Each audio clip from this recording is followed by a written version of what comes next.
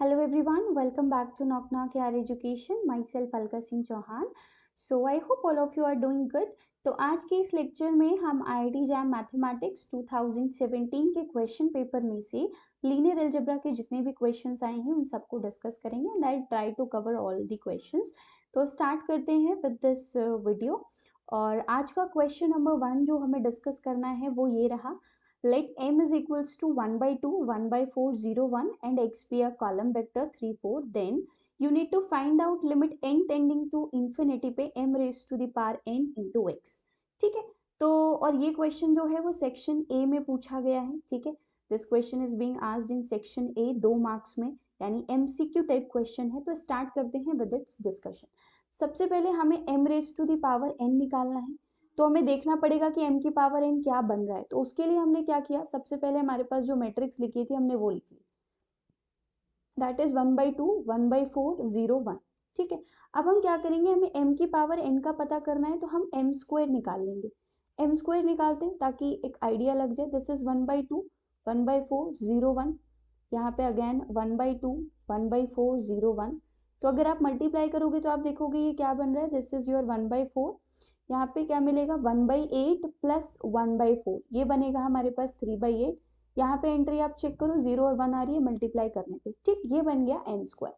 Now will talk about M cube. M cube जो है वो एम स्क्वायर इंटू एम होता है.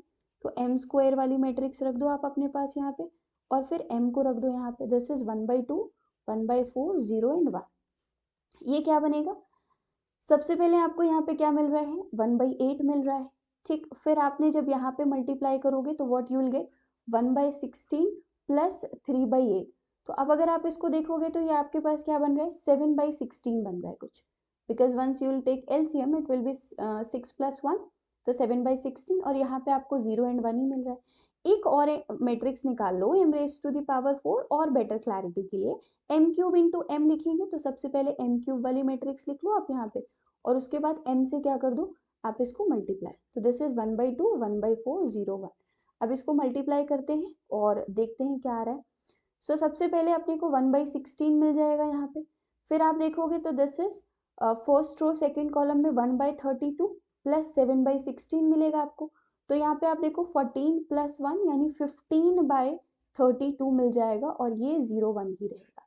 अब बस इतनी सी मैट्रिक्स निकालने के बाद आपको एक आइडिया मिल गया है कि m की पावर n जो है वो कैसे निकलेगा. सबसे पहली चीज आपको जो यहाँ ऑब्जर्व करनी है वो क्या है, आप देखो m की पावर n पे अगर आप जा रहे हो, कुछ भी आए ये मैट्रिक्स, m में भी लास्ट रो 0, 1 है, m स्क्वायर में भी 0, 1 है, m क्यूब में भी 0, 1 है, m raise to the power 4 में भी, यानी m raise to the power n में भी ये 0, 1 ही रहेगा. ठीक, अगर आप m की पावर 1 देखो तो ये 1 by 2 की पावर 1 आ रहा है. अगर आप m स्क्वायर देखो तो यहाँ पे जो एंट्री है आपके पास वो 1 by 4 यानी 1 by 2 का स्क्वायर लिख सकते हो आप कि नहीं लिख सकते हो, चेक करो. ठीक, फिर आपने क्या किया, यहाँ पे m क्यूब देखो, आप m क्यूब देखोगे तो ये 1 by 8 है, इसको आप 1 by 2 क्यूब लिख सकते हो, राइट. ऐसे ही m की पावर 4 देखोगे आप तो यहाँ पे 2 की पावर 4 16 है, उसको 1 by 2 की पावर 4 लिख सकते हो. यानी आप पावर 1 थी तो 2 की पावर 1 था, पावर 3 थी तो पावर 2 की पावर 3 था, पावर 4 था तो 2 की पावर 4. तो m की पावर n में ये क्या आएगा, 1 by 2 to the power n. इतना हम कर चुके. अब सिर्फ एक एंट्री बचती है A12 एंट्री जिस पे अपने को काम करना है. सबसे पहले अगर आप न्यूमरेटर देखोगे उसका तो दैट इज 1, 3, 7 एंड 15. तो अगर ध्यान से देखोगे तो ये आपको कुछ ऐसा नजर आ रहा है, कैसा, यहाँ पे 2 minus 1 लिखा है. यहाँ पे अगर मैं इसको 4 minus 1 कर दूं तो 3 आ जाएगा. यहाँ देखो मैं इसको 8 minus 1 कर दूं तो 7 आ जाएगा. यहाँ 16 minus 1 कर दूं तो 15 आ जाएगा. ऐसा क्यों कह रही हूँ, क्योंकि जब आप यहाँ देखोगे 2 की पावर 1 minus 1 करोगे तो न्यूमरेटर में आपको 1 मिल रहा है. ठीक, यहाँ पे आपको 7 है, यानी क्या करना है अपने को, जस्ट गिव मी 1 मिनट. इस वाली मैट्रिक्स पे हम ये काम कर रहे हैं. 2 की पावर 1, दिस इज 1, 2 की पावर 1 minus 1, 0, 1. ठीक है, यहाँ पे अपने को क्या करना है, 2 की पावर 2 करना है. ठीक, 4 minus 1 3 बन गया. यहाँ देखो 2 क्यूब minus 1 8 minus 1, ये एंट्री 7 बन गई कि नहीं बन गई, देख लो आप. ठीक, यहाँ पे 2 की पावर 4 minus 1 16 minus 1 15 बन गया. तो अल्टीमेटली यहाँ क्या बनेगा, 2 की पावर n minus 1 न्यूमरेटर में बन जाएगा. अब अगर हम बात करें डिनोमिनेटर पार्ट की, डिनोमिनेटर में आप देखो यहाँ पे 4 है, यहाँ पे 8 है, तो इसको क्या लिख सकते हैं 2 की पावर n प्लस 1। यहाँ पे देखो 2 की पावर 1 प्लस 1 लिखेंगे क्योंकि m की पावर 1 था, तो 2 स्क्वायर 4 बन जाएगा। यहाँ पे क्या लिख सकते हो 2 की पावर, यहाँ पे आपको 8 मिल रहा है तो आप 2 प्लस 1 लिख लो, क्योंकि m स्क्वायर था तो 2 प्लस 1 हो गया तो क्यूब बनेगा 8 आ जाएगा। यहाँ पे क्या लिख सकते हो 2 की पावर 3 प्लस 1, तो 2 की पावर 4 16 बन जाएगा। यहाँ पे क्या है 2 की पावर 4 प्लस 1, 2 की पावर 5 बनेगा 32 आ जाएगा। और ये 4 था तो 2 की पावर 4 प्लस 1, m क्यूब था तो 2 की पावर 3 प्लस 1, तो m की पावर n है तो 2 की पावर n प्लस 1। देखो आप m की पावर n आ गया हमारे पास। तो बस आपको जब कभी भी किसी की मैट्रिक्स गिवन हो, उसकी पावर n निकालना हो, तो आप कुछ m square m cube m की पावर 4 निकालो और फिर उनके टर्म्स को देख के एक आइडिया लग जाता है। अब m की पावर n हमारे पास मैट्रिक्स आ गई और वो क्या आ रही है हमारे पास, और इंटू एक्स निकालना है limit n tending to infinity पे। ठीक, तो अब आपके पास जो मैट्रिक्स आई है उसको लिख लो और देखो क्या बन रहा है। m की पावर n लिखो आप सबसे पहले, 1/2 टू दी पावर n बना यहाँ पे। फिर क्या बना हमारे पास 2 to the power n minus 1, 2 to the power n minus 1 divided by 2 to the power n plus 1, और ये 0 1 था ही। x आपको क्या दिया था 3 4 दिया है यहाँ देखो, तो यहाँ पे क्या करना है अपने को 3 4 रख लेना है, मल्टीप्लाई करो और देखो क्या बन रहा है। Limit n tending to infinity पे पहले तो बना 3/2 टू द पावर n और plus 4 times 2 to the power n minus 1 divided by 2 to the power n plus 1, यहाँ पे आपको सिर्फ 4 मिलेगा। ठीक, अब आपने क्या करना है, जो आपके पास पहला एलिमेंट लिखा हुआ है 3/2 to the power n plus, वहाँ पे 2 टू द पावर n आप कॉमन कर लो, तो देखो ये बन गया, और इसको 2 to the power n into 2 लिख सकते हो, एंड दिस इज 4। अब आप एक चीज ऑब्जर्व करो यहाँ पे, ये देखो 2 to the power n 2 to the power n कैंसिल आउट हो गया, और limit n tending to infinity लगाओगे तो ये वाला टर्म कहाँ जा रहा है आपके पास, 0 पे जा रहा है। यहाँ पे ये क्या बनेगा 4/2, और ये 1 minus 1/2 raise to the power n, ये 1/2 रेज़ टू 0 पे जा रहा है, और ये 4 बचा, तो अल्टीमेटली आंसर क्या आ गया आपके पास, ये कट के 2/2 और 4 आ गया, यानी पहली एंट्री 2 और दूसरी 4। तो कौन सा ऑप्शन करेक्ट है हमारे पास, देखो आप सी वाला 2 4। तो सेक्शन ए में 2 मार्क्स में ये प्रॉब्लम पूछा गया था एमसीक्यू टाइप 2017 में। बस आपको m स्क्वायर m क्यूब निकालना था, यानी m to the power n तक पहुंच जाते, x से मल्टीप्लाई करके लिमिट लगा देते और आंसर आ जाता। ठीक है, that's it for this question. आते हैं हम अपने नेक्स्ट क्वेश्चन पे, जो कि आज का हमारे पास क्वेश्चन नंबर 2 है। तो क्वेश्चन नंबर 2 हमारे पास क्या कहता है, देखते हैं। This is our question number 2। I hope it is visible to all of you. Question number 2 क्या कह रहा है, P3 जो है वो डिनोट कर रहा है real vector space of all polynomials with real coefficients of degree at most 3, यानी this is the vector space of all polynomials which whose degree is less than equals to 3। और T आपको एक linear map दे दिया गया है, कहाँ से कहाँ, इसी P3 से P3 पे। और ये कैसे डिफाइन किया गया है कि कोई भी पॉलिनोमियल जो है वो किस पे मैप हो रहा है, अपनी डबल डेरिवेटिव प्लस खुद पे। ठीक है, तो आपको चेक करना है ये 1 1 है, ऑन 2 है, कैसा है। जब कभी भी, और देखो ये एक फाइनाइट डायमेंशनल वेक्टर स्पेस है क्योंकि डायमेंशन ऑफ P3 क्या है हमारे पास 4 है, और ये एक लीनियर ऑपरेटर है क्योंकि सेम वेक्टर स्पेस से सेम वेक्टर स्पेस पे डिफाइन है, प्लस वो वेक्टर स्पेस फाइनाइट डायमेंशनल है।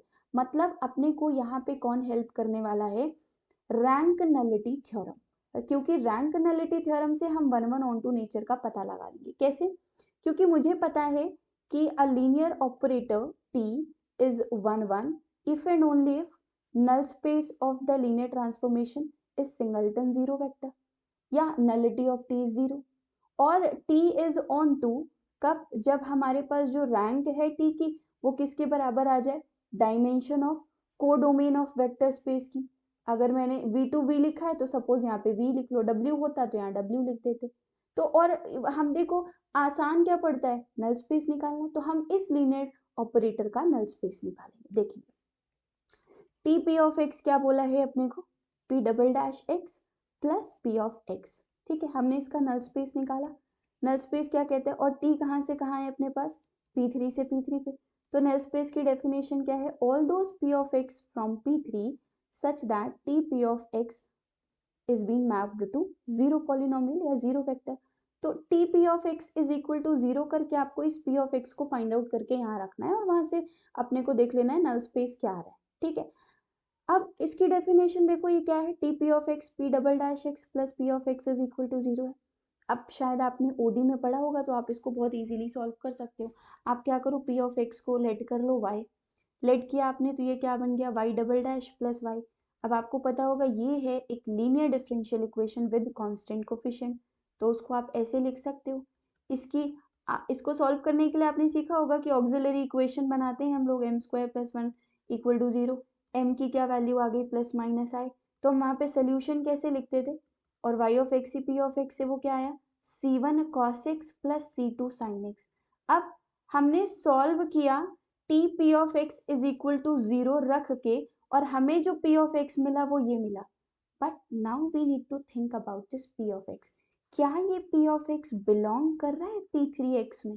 देखो आप P3 में बिलोंग कर रहा है, कहने का क्या मतलब है, ये जो आपने T P of X equal to 0 से सोल्यूशन निकाला है, is it a polynomial of degree at most 3? Of course not, this is not a polynomial. तो अल्टीमेटली सिर्फ और सिर्फ एक सोल्यूशन जो T P X is equal to 0 को सेटिस्फाई करे, वो क्या है, जब c1 c2 0 हो जाए, that is P of X is equal to 0। क्योंकि मुझे पता है फिर टी पी ऑफ एक्स अगर मैं निकालूंगी तो 0 का derivative second time is 0 plus 0, 0 पे जा रहा है, यानी 0 polynomial is the only polynomial which has been mapped to 0। तो नल स्पेस क्या आ गया, सिंगलटन 0। बाकी आप जो भी आपने इसके सोल्यूशन से निकाला है वो P3 में जा ही नहीं रहा है, तो वो सोल्यूशन ही नहीं होगा। और फिर हमें पता चला कि अगर नल स्पेस सिंगलटन 0 हो गया, इट इम्प्लाइज कि टी मेरे पास 1 1 मैप हो गया। अब मैंने क्या किया, मैंने यूज करी रैंक नलिटी थ्योरम। वो क्या कहती है, rank of T plus nullity of T is equal to dimension of the domain, जो कि वी है। अब नल स्पेस जो है वो सिंगलटन 0 है, मतलब नलिटी क्या आ गई मेरे पास, 0। तो 0 plus rank of T is equal to V, हमारे पास P3 है, उसकी डायमेंशन 4, तो रैंक ऑफ टी कितनी आ गई, 4। और वही तो मेरे पास कोडोमेन की भी क्या है, डायमेंशन, तो टी भी क्या आ गया, 1 1 आ, सॉरी ऑन 2 आ गया कि नहीं आ गया। यानी ये लीनियर ट्रांसफॉर्मेशन हमारे पास 1 1 होने के साथ साथ ऑन 2 भी है, तो ए ऑप्शन चला गया। T is both 1 1 and on 2, B is correct and rest all are false, क्योंकि ये दोनों ही है, 1 1 भी है और ऑन 2 भी है। तो 2 मार्क्स में 2017 में सेक्शन ए में पूछा गया था ये प्रॉब्लम। तो I hope this is clear to all of you now. ठीक है, आते हैं हम अपने नेक्स्ट क्वेश्चन पे। और नेक्स्ट क्वेश्चन जो है हमारे पास वो ये रहा आपके सामने। क्या कह रहा है ये, सबसे पहली बात, ये सेक्शन बी का प्रॉब्लम है, आप देख सकते हो इज आर ट्रू लिखा है, और 2 मार्क्स के ही होते हैं सेक्शन बी के प्रॉब्लम। तो इन्होंने बोला है if x and y are n cross n matrices with real entries, यानी हमारे पास x और y दो मैट्रिक्स हैं और ऑर्डर क्या है उनका, n क्रॉस n। देन पूछा है which one of the following statements is are true. पहला स्टेटमेंट क्या कह रहा है, if p inverse xp is diagonal for some real invertible matrix p। ठीक है, यानी p इनवर्स xp जो है वो हमारे पास एक डायगोनल मैट्रिक्स है for a invertible matrix p, यानी for a non singular matrix. क्योंकि अगर p इन्वर्टिबल है तो p मेरे पास कैसी हो जाएगी, p मेरे पास ऑब्वियस सी बात है नॉन सिंगुलर हो जाएगी। तो इन्होंने बोला है then there exist a basis for Rn consisting of eigen vectors of x। देखो ये सिर्फ स्टेटमेंट लिखा था जिसको आपको देखना था। जैसे इन्होंने ये बोल दिया कि for a real invertible matrix p, p inverse xp is a diagonal matrix. यहाँ से हमें क्या पता लग गया कि x जो है वो कैसी है, एक डायगोनलाइजेबल मैट्रिक्स है, राइट। क्योंकि एक डायगोनलाइजेबल मैट्रिक्स क्या होती है, if there exists a non-singular matrix P such that P inverse XP is a diagonal matrix, then X is a diagonalizable matrix। और अगर X diagonalizable हो गई तो मतलब क्या होगा कि जो हमारे पास geometric multiplicity होगी corresponding to each eigen value, वो अगर हम उन सबका सम करेंगे तो वो टोटल Rn की डायमेंशन यानी n के बराबर आएगा। तो अब आपने diagonalizability में ही एक पढ़ा होगा कि a matrix M is diagonalizable if and only if there exists a basis of eigen vectors which can span whole Rn। तो ये तो स्टेटमेंट ही था, ट्रू हो गया। अब हम आते हैं बी वाले पे। बी ने बोला है if x is diagonal with distinct diagonal entries and xy is equal to yx then y is also diagonal। तो ये हमें चेक करना पड़ेगा, ठीक। x को एक डायगोनल मैट्रिक्स मान लो, ठीक है, और बोला है डिस्टिंक्ट डायगोनल एंट्रीज हैं, तो a not equal to B कर दो, मैं n को 2 मान ले रही हूँ, ठीक है, क्योंकि 2 क्रॉस 2 पे हम काम करेंगे। और बोला है X Y equal to Y X है तो वाई भी एक डायगोनल होगा। देखते हैं भाई, वाई को मैंने कोई भी मैट्रिक्स मान ली एक्स वाई जेड डब्ल्यू, और अब मैं देखती हूँ X Y equal to Y X कर देती हूँ। ठीक, बोला है X is a diagonal matrix with distinct diagonal entries such that X Y is equal to Y X then Y is diagonal. तो नाउ आई विल चेक कि ऐसा होता है कि नहीं। तो सबसे पहले X Y is equal to Y X को रख दो आप, देखते हैं क्या मिलता है। X Y Z W, here you have x y z w is equal to a0, sorry this is multiplication because we need to find out yx। ठीक, a0 0b यहाँ फाइंड आउट करो, देखो क्या मिला। This is ax, then this is your ay, here you get bz, then bw। यहाँ पे क्या मिल रहा है अपने को ax, और फिर यहाँ पे क्या मिला अपने को, first row first column ax, and here you will get yb, then this is your az, and next here you will get wb। ठीक है, अब आप देखो ये दो मैट्रिक्स बराबर होने के लिए करिस्पॉन्डिंग पोजीशन पे एलिमेंट्स बराबर होने चाहिए। तो आप देखो ax तो ax के ही बराबर है, कोई प्रॉब्लम नहीं है। ये b इंटू डब्ल्यू इसके बराबर है। दिक्कत अपने को इन दो जगह आ रही, कहाँ पे, ये इसके बराबर होगा तभी आएगा, यानी A Y is equal to Y B होना चाहिए। तो Y times A minus B equal to zero, और आपको बोला है A not equal to B है, तो अल्टीमेटली किसको जीरो होना पड़ेगा, वाई को जीरो होना पड़ेगा कि नहीं। फिर दूसरे वाला उठाओ जरा, इसमें क्या बोला है आपके पास दूसरे वाले में, this is B Z is equal to A Z, तभी ये दो मैट्रिक्स बराबर होंगे। B Z is equal to A Z करोगे तो Z times B minus A equal to zero, but बोला है A not equal to B, यानी जेड को ही जीरो होना पड़ेगा कि नहीं।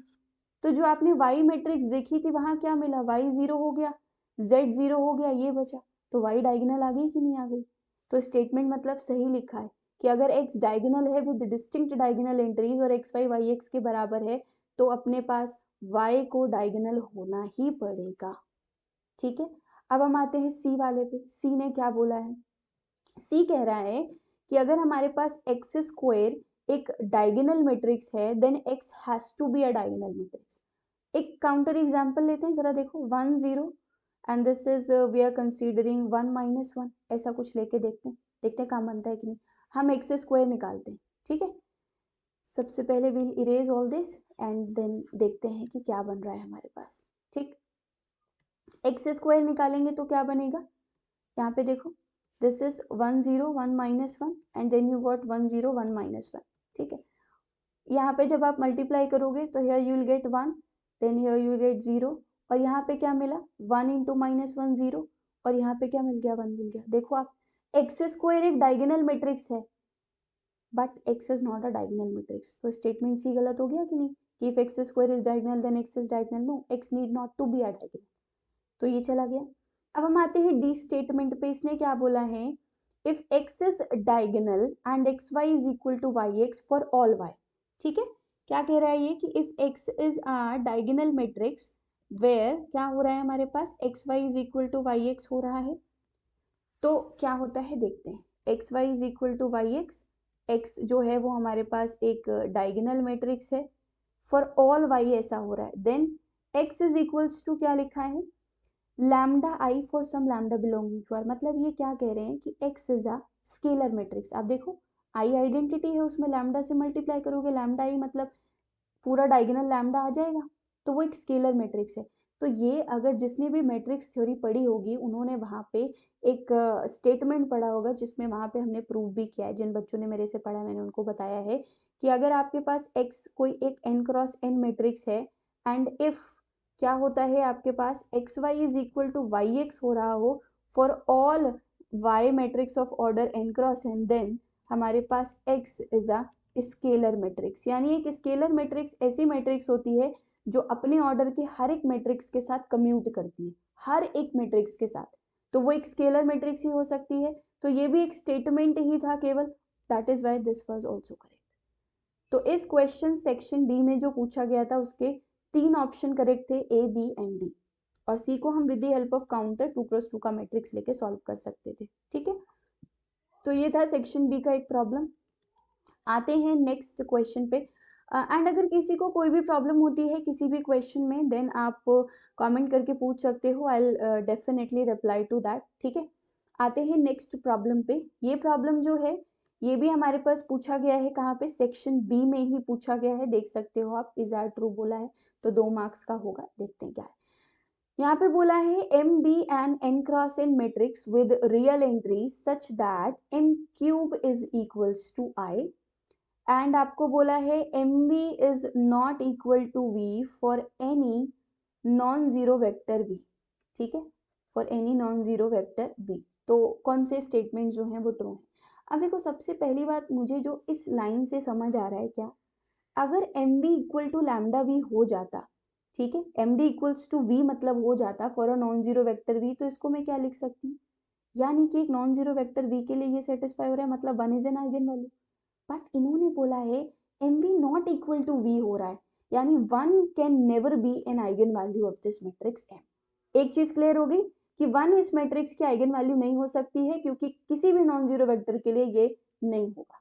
ठीक, तो एक चीज क्लियर हो गई। अब दूसरा अपने को एक ये गिवन है M cube equal to I, options में आइगन वैल्यू से रिलेटेड पूछा है। अच्छा, इस एम क्यूब माइनस आई को अगर मैं ऐसा लिख लूं तो इसको मैं क्या लिख सकती हूँ, this is M minus I, then I can write it down M square plus M plus I, right, ऐसा लिख सकते हैं हम लोग, इक्वल टू नल मैट्रिक्स। अब ये वाला फैक्टर तो मेरे पास ये वाला सेटिस्फाई होगा। ठीक, तो क्या होने वाला है, M square plus M plus I equal to 0, क्योंकि ये हो नहीं सकता, why it can not be there, क्योंकि अगर ये हो जाएगा तो फिर मेरे पास क्या होने लग जाएगा, 1 एक आइगन वैल्यू बनने लग जाएगी, विच इज नॉट पॉसिबल। अब मतलब ये क्या है, ये मेरे पास अगर इसी के करस्पॉन्डिंग मैं एक पॉलिनोमियल फाइंड आउट कर दूं, क्योंकि मैट्रिक्स जो है वो इसको सेटिस्फाई कर रही है, तो इसके करस्पॉन्डिंग एक पॉलिनोमियल फॉर्म कर दिया हमने, वहां पे x नॉट इक्वल टू 1 होगा, क्योंकि वो उसका रूट है नहीं। ठीक, अब ये x square plus x plus 1 को 0 होना पड़ेगा। And now you can see that ये जो है हमारे पास ये काम कैसे कर रहा है, एज अ एनिहिलेटिंग पॉलिनोमियल, क्योंकि एनिहिलेटिंग पॉलिनोमियल क्या होता है, वो पॉलिनोमियल मैट्रिक्स जिसको सेटिस्फाई कर दे, then that becomes an annihilating polynomial. तो अगर मैं इसके रूट निकालूंगी तो आपको क्या रूट मिल रहे हैं, देखो, minus B plus minus B square minus 4ac/2। तो ये देखो आप इमेजिनरी रूट मिल रहे हैं कि नहीं मिल रहे हैं, मिल रहे हैं हमारे पास। तो मेरे पास m has real eigen values, ये तो चला ही जाएगा ऑप्शन, बिल्कुल चला जाएगा। 1 एक आइगन वैल्यू है नहीं, और बचे हुए कॉम्प्लेक्स आ रहे हैं, और आपको पता है कॉम्प्लेक्स रूट्स ऑलवेज कैसे होते हैं, पेयर्स में एग्जिस्ट करते हैं। कॉम्प्लेक्स रूट्स ऑलवेज पेयर्स में एग्जिस्ट करते हैं, मतलब एक आइगन वैल्यू नहीं आ सकती, आएंगी तो 2 आएंगी, आएंगी तो 4 आएंगी, क्योंकि वो पेयर में। तो मतलब क्या है, इसका ऑर्डर ऑलवेज कैसा होना चाहिए, इवन होना चाहिए। तो n इज डिविजिबल बाई 2 होगा, और ये ट्रू नहीं होने वाला है हमारे पास, क्योंकि हम हर एक n की बात कर रहे हैं। अब b है m plus m inverse has real eigen values. अब आपको पता है कि अगर m की आइगन वैल्यू लैम्डा है तो m इनवर्स की आइगन वैल्यू क्या होगी, 1 बाई लैम्डा, वहां से चेक कर सकते हो, ऐसे नहीं देख सकते तो एक काम करो, यहाँ देखो, आपको एक इक्वेशन आपने निकाली ना एनिहिलेटिंग पॉलिनोमियल से, m square plus m plus I equal to 0। तो यहाँ पे क्या हुआ, अगर आप m इनवर्स को ऑपरेट करोगे, ओके, यहाँ देखो क्या लिखा है आपके पास, m square plus m plus I equal to 0। आप यहाँ पे m इनवर्स से ऑपरेट करो जरा, क्या मिल रहा है आपको, m, यहाँ पे आइडेंटिटी मिल जाएगा और ये m इनवर्स हो जाएगा, और यहाँ पे प्री मल्टीप्लाई किया वो नल रहेगा। तो m plus m inverse matrix किसके बराबर आ गई, माइनस ऑफ आइडेंटिटी के। तो जो इसकी आइगन वैल्यूज होंगी वो इसकी आइगन वैल्यू होंगी, और इसकी सारी आइगन वैल्यूज क्या होंगी, -1, क्योंकि एक हमारे पास स्केलर मैट्रिक्स बन जाएगी। तो m प्लस एम इनवर्स की सारी आइगन वैल्यूज रियल आ गई कि नहीं आ गई, देखो आप। तो बी ऑप्शन करेक्ट हो जाएगा कि नहीं हो जाएगा। तो सेक्शन बी का ये प्रॉब्लम था, बस इस ये जो आपको दिया है उसकी हेल्प से सॉल्व होना था। एक चीज याद रखनी थी, 1 आइगन वैल्यू नहीं हो सकती, मतलब ये फैक्टर 0 नहीं होगा, ये होगा। तो इसकी हेल्प से कॉम्प्लेक्स रूट निकले, और कॉम्प्लेक्स रूट्स हमेशा पेयर्स में एग्जिस्ट करते हैं, तो ऑर्डर ऑलवेज कैसा होगा, इवन होगा, तो that has to be divisible by 2।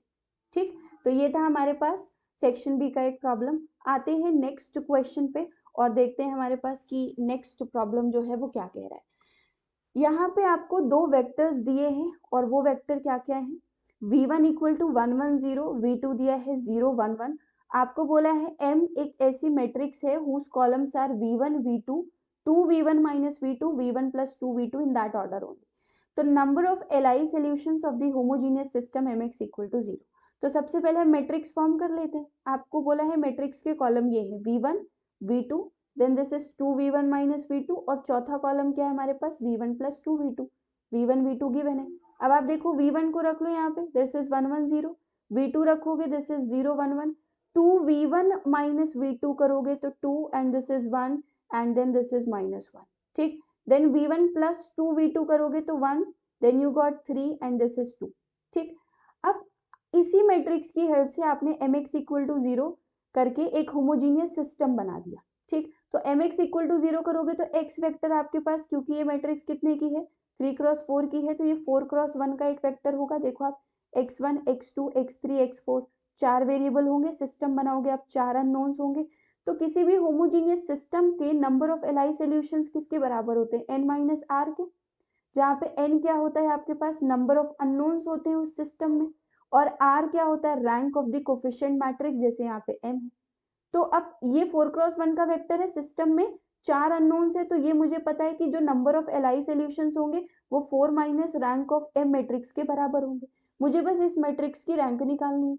Rank निकालने के लिए क्या कर सकते हैं, एलिमेंट्री ऑपरेशंस यूज करें। सबसे पहले R2 में R2 माइनस R1 लगा देते हैं, तो देखते हैं मैट्रिक्स क्या बनी, 1 0 2 1, here you got 0, then you got 1 minus 1 2 and 0 1 minus 1 2। अब वापस से एलिमेंट्री ऑपरेशन R3 में लगा दो, R3 माइनस का R2, तो क्या मिलेगा आपको, देखो 1 0 2 1, then you got 0 1 minus 1 2 and here you got 0 0। आपको दिख रहा है कि आपके पास यहाँ पे दो पिवट्स मिल रहे हैं, तो दो आपके पास क्या मिल रही है, रैंक मिल रही है, तो 4 माइनस 2 इक्वल्स टू 2। 2 आ गया कि नहीं आ गया, तो number of LI solutions for this matrix m for this homogeneous system mx equal to 0 is 2। बहुत आसान था, बस एलआई सॉल्यूशंस आपको पता होना चाहिए कि होमोजीनियस सिस्टम में n माइनस आर होते हैं, और अगर ये नॉन होमोजीनियस सिस्टम की बात करते तो नंबर ऑफ एलआई सॉल्यूशंस क्या हो जाते, n माइनस आर प्लस 1। ठीक है, आते हैं हम अपने नेक्स्ट क्वेश्चन पे, और नेक्स्ट क्वेश्चन हमारे पास रहा ये, बोला है आपको कि P be are 7x7 matrix of rank 4। ठीक है, P एक 7x7 ऑर्डर की एक मैट्रिक्स है, जिसकी रैंक आपको क्या गिवन है, 4 गिवन है, रियल एंट्रीज है। फिर आपको बोला है A एक 7 R7 से बिलोंग करता हुआ एक कॉलम वेक्टर है। ठीक है, ऐसा कुछ, तो आपको पूछा है rank of P plus A transpose is at least, ये पूछा गया है आपको। ठीक है, अब सबसे पहली चीज यहाँ पे क्वेश्चन में मेंशन होना चाहिए था, बट अगर नहीं मेंशन है तो आपको खुद समझ आनी चाहिए। कुछ बच्चे बोलेंगे कि मैम अगर A R7 का एक कॉलम वेक्टर है तो A 0 वेक्टर भी हो सकता है, तो rank of P plus A transpose rank P हो जाएगा, तो आंसर 4 हो जाएगा। बट अगर ऐसा होता तो फिर क्वेश्चन ही क्यों पूछते, राइट। तो आपको यहाँ पे मान के चलना है कि हो भी सकता है और नहीं भी हो सकता है। तो ये तो अगर हो गया 0 वेक्टर तो रैंक 4 आ गई, क्योंकि वो रैंक P के बराबर होगी। बट अगर A non zero column vector है तब क्या करेंगे, अगर A एक नॉन जीरो कॉलम वेक्टर है, लास्ट लेक्चर में मैंने आपको समझाया है किसी भी नॉन जीरो कॉलम वेक्टर की जो रैंक होती है वो ऑलवेज 1 होती है। ठीक है, अब अगर आप सिल्वेस्टर क्राइटेरिया लगाओगे तो आप A ट्रांसपोज की रैंक निकाल सकते हो, जो कि हमने लास्ट क्लास में भी निकाली हुई है, rank of A transpose, and this is rank of A plus rank of A transpose minus 1। Same काम हमने लास्ट क्लास में किया था। और क्योंकि A एक नॉन जीरो कॉलम वेक्टर है तो वो एक नॉन जीरो रो भी होगी, तो A ट्रांसपोज की भी रैंक 1 आ जाएगी। अब यहाँ पे 1 क्यों रखा है, क्योंकि A जो है वो हमारे पास कितने का है, 7x1 का है, तो A ट्रांसपोज 1x7 का होगा कि नहीं होगा, तो मल्टीप्लीकेशन इस 1 फैक्टर की वजह से हो पाया। यहाँ रखो, आप देखो रैंक ऑफ A ट्रांसपोज जो है वो हमारे पास कितनी आ रही है, 1 ही आ रही है। चेक कर लो आप, दोनों तरफ आपको 1 ही मिल रहा है।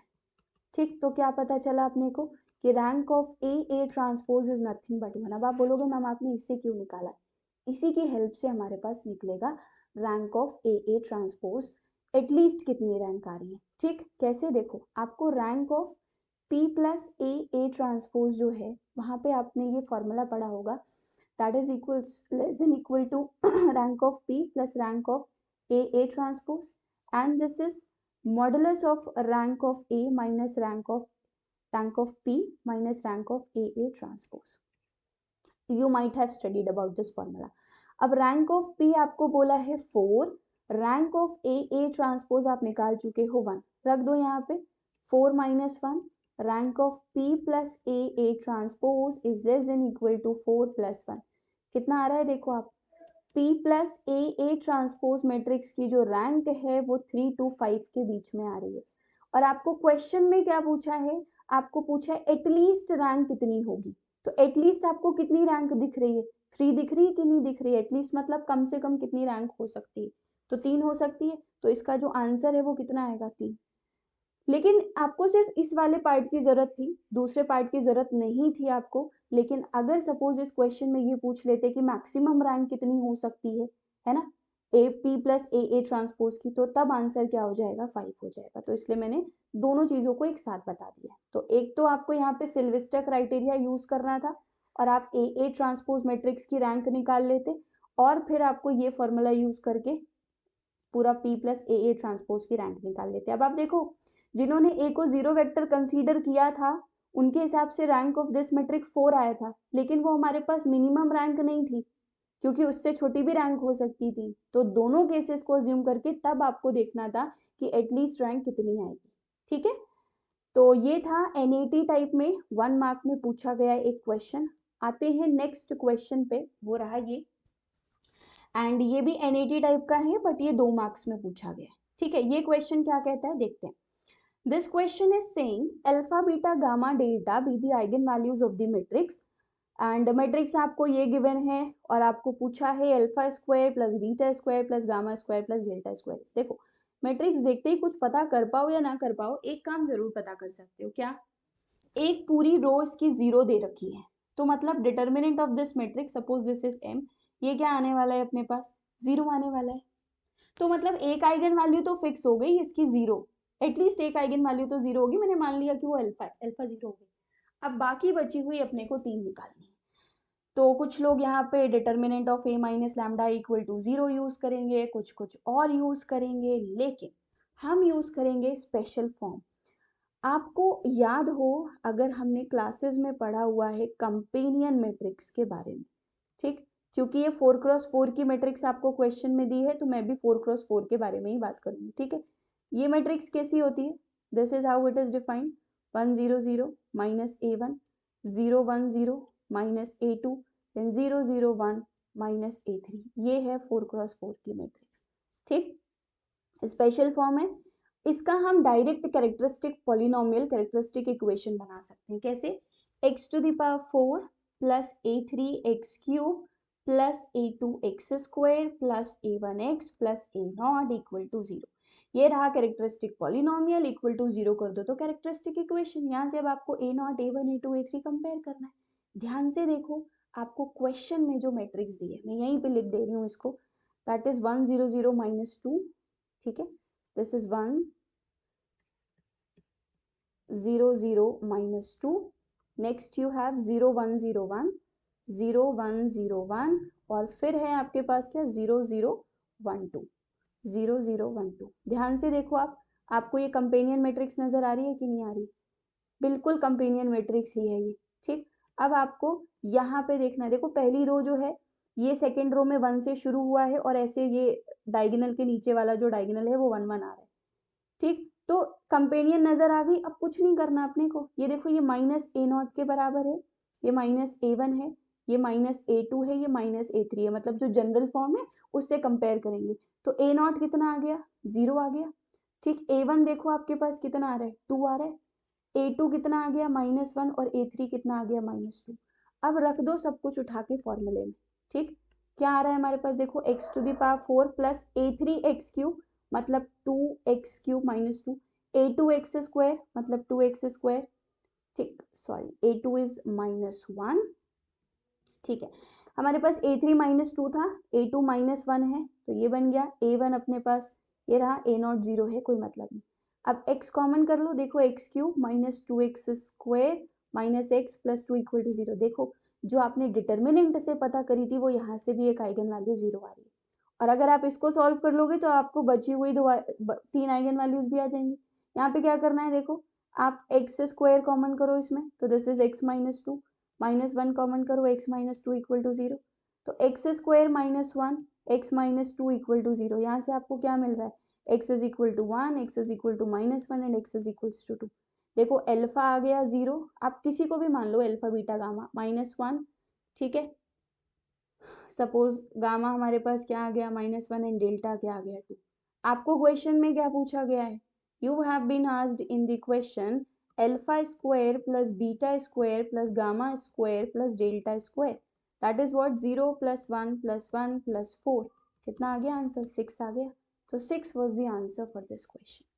तो जिस भी बच्चे ने पहचान लिया कि एक स्पेशल तरीके की मैट्रिक्स है, कंपेनियन मैट्रिक्स है, उसका काम फटाफट से हो जाएगा. बट जिसने नहीं पहचाना है तो वो सिर्फ एक आइगन वैल्यू पता करके बैठ जाएगा और फिर वो क्या करेगा, determinant of a minus lambda I निकालोगे आप, जीरो करोगे, वहां से निकल वहां से भी आएगा, but that is going to be time taking procedure और एग्जाम में हमें टाइम ही बचाना है. ठीक है, तो आज की क्लास में बस इतने ही कुछ क्वेश्चंस हम डिस्कस करेंगे. बाकी अगर आपको किसी और टॉपिक के पीवाईक्यूज चाहिए आप मुझे कमेंट बॉक्स में बता सकते हो, मैं उन पीवाईक्यूज को भी कवर करूंगी. आज 1 है, अभी भी एग्जाम में हमारे पास कुछ टाइम है, तो अगर आपको पीवाईक्यूज किसी और टॉपिक के देखने हैं, फटाफट से चाहिए जो, you can do let me know in the comment box. आप फीडबैक भी दे सकते हो regarding this lecture. So now we'll meet in this next lecture and thank you so much to all of you. तो बस, और do subscribe to the channel, share this video with all the students who desperately want such kind of discussions. Okay, so thank you so much.